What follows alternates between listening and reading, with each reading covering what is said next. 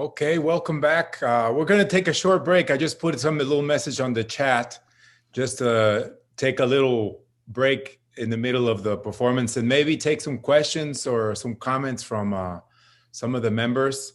We have Victor Pichardo here is on the line. He's coming in from Mexico. Victor, can you unmute yourself? He's coming in from Morelos in Mexico. Can you say something, Victor? You're muted? Okay. How about some of the other members of the band? Lorena, Eric? Yes, I'm unmuted, so ask away. Okay. Hi, Those Lorena. of you who have any questions. Eric Hines, we have, I think Sakbe is also on the line.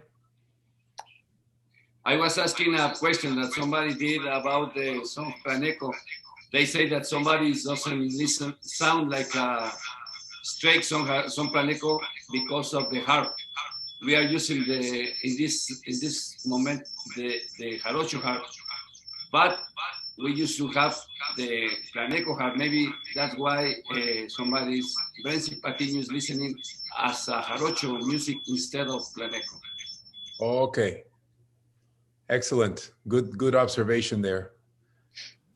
So, hi, this is Sakbe. Hey, Sakbe's here. Okay, so he's our harpist. He can talk about the harp. So, since we're talking about jarocho, what's it called?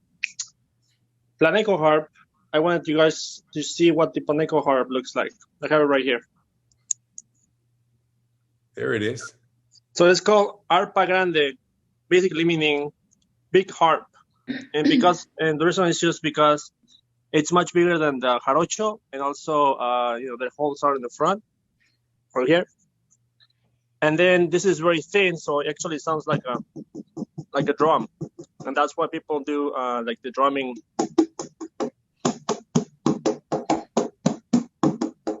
Right there, so it sounds like a drum. So that's one of the characteristics of flamenco music.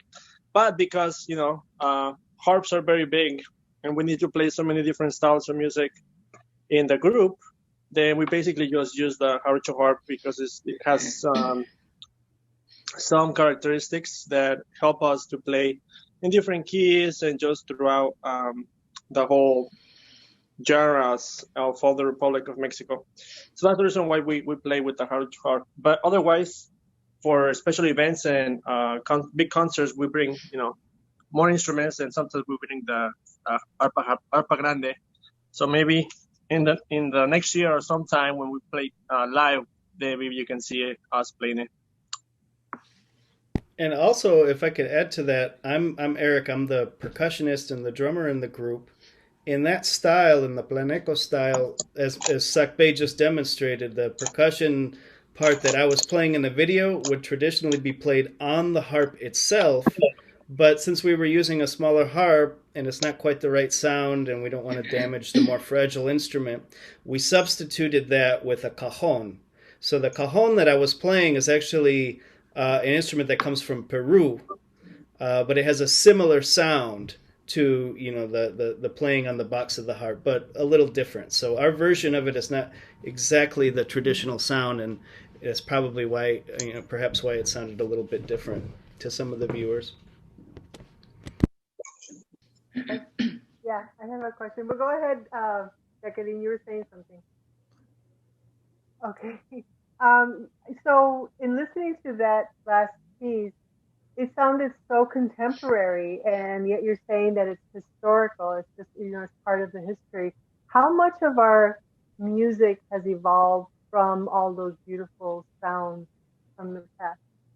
Well, we try to do it more contemporary because we live different times. The people in rural areas, they play with the original instruments, but we are from cities and we play more urban style. We added sometimes the drum set to make it more according to the time we are living. It is the way we can compete in some way to the cumbias or another styles, salsa. We are very big sounds. So in this case, we use the traditional instrument, just adding some contemporary elements to make it more according to these times. but we try to make it as most that pure as is possible. Okay. Okay. Jackie, did you want to say something or? Yeah, I was wondering, the choreography is just so gorgeous and the performances of the dances are just so really intrigued to me because always dances tell stories. Can you talk a little bit about that? Sure. Well, from what you've seen so far, the first piece, the Aztec piece, I think the choreography is based more on the significance of the dance, which has to do a lot with honoring like the four directions, you know, and more than the four directions that we're moving in, each representing an element of you know, of the world, earth, wind, water, fire. And so a lot of it has to do with being in balance. And so that's why there's movement to the left, movement to the right. And like even some of the steps I do, I make sure I hit all four directions.